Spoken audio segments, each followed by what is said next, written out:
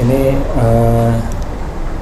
pertanyaannya, gimana kalau saya pernah ada momen dimana meragukan Allah dan kembali meyakininya ketika lebih mendalam ingin mencari tahu tentang Islam. Apakah dosa saya yang meragukan Allah di masa lalu dan apakah bisa dimaafkan? Gak ada dosa yang gak dimaafkan. Innallaha yaghfiruz dzunuba jami'a. Sesungguhnya Allah mengampuni dosa semuanya, termasuk syirik. Syirik itu baru gak dimaafin kalau seseorang meninggal dalam keadaan musyrik. Tapi kalau dia belum meninggal dan bertaubat, mau syirik, mau meragukan Allah, mau dia durhaka ke Allah dengan menuduh Allah dengan tuduhan-tuduhan yang gak benar, semuanya asal dia bilang astaghfirullahalazim, Rabbi zalamtu nafsi faghfirli, ya Allah saya sudah menzalimi diri saya sendiri, maafinlah saya, ampunilah dosa saya. Allah ghafurun rahim, Allah maha pengampun lagi maha penyayang. Itu dalilnya bahwa Allah pasti maafin. Allah ghafurun rahim, maha pengampun lagi maha penyayang. Gak ada yang gak dimaafin gimana pun masa lalunya. Ustaz, saya di masa lalu itu jahat banget. Bukan itu intinya. Mau taubat gak?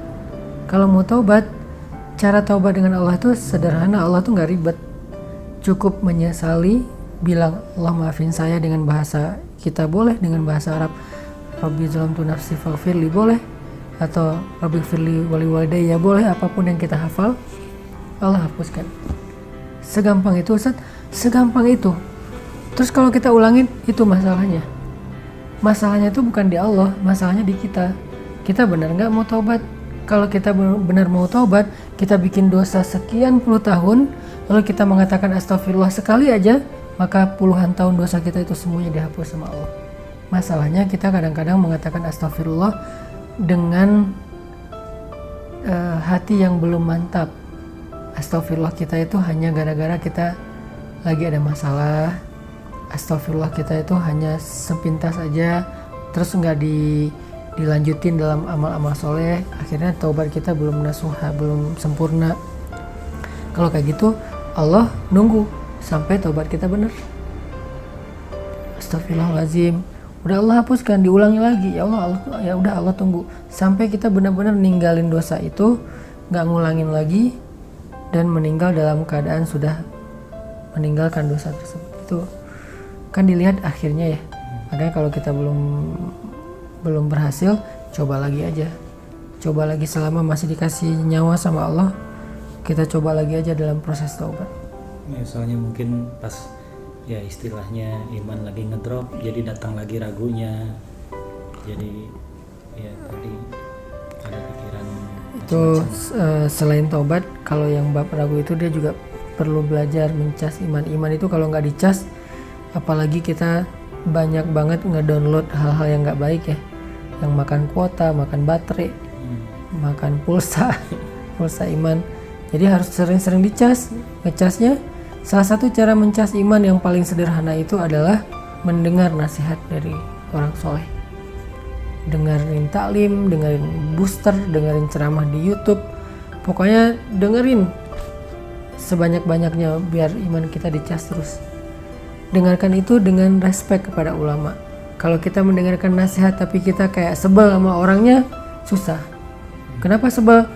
Mungkin kita nggak suka aja sama image dia yang dibangun oleh media misalnya. Ya susah kalau kayak gitu. Tapi kalau kita mendengar dengan respect dan berhusnuzon bahwa dia itu orang soleh yang perlu kita dengarkan nasihatnya, itu akan kerasa.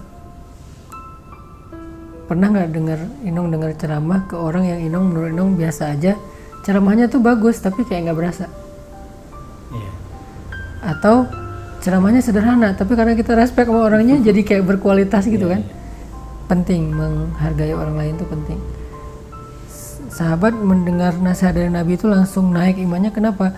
Mereka sangat menghargai Rasulullah, mereka sangat menghormati Rasulullah. Coba kalau kita ketika mendengar nama Rasulullah itu kita langsung kayak ada rasa, wah ini bukan orang biasa nih yang disebut, yaitu sosok Rasulullah SAW.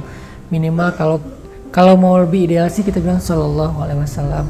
Kalau orang zaman dulu tuh sampai Sallallahu Alaihi Wasallam. Jadi selalu angkat tangan dan itu nggak malu buat mereka. Kayak kita nggak malu pride dengan sesuatu yang sifatnya kehidupan anak muda, harusnya dengan Rasulullah juga Shallallahu Alaihi Wasallam. Itu bentuk ekspresi penghormatan mereka, sehingga hadis nasihat Nabi itu, sunnah Nabi itu jadi sesuatu yang bernilai dan berharga. Gara-gara yang ngucapinnya adalah Rasulullah SAW.